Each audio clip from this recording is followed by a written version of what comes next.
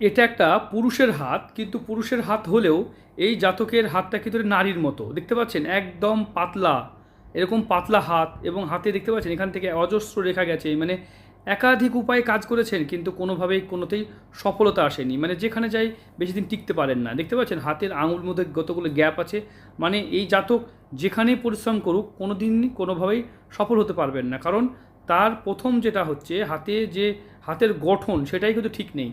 একটা পুরুষ মানুষের হাতের গঠন পুরুষের মতো হওয়া উচিত। যদি এরকম রুগ্ন, একদম এরকম রিস্ট দেখতে পাচ্ছেন, একটা 35 কিলো ওজনের মানুষ যদি ভাগ্য কী করে ভালো করবেন?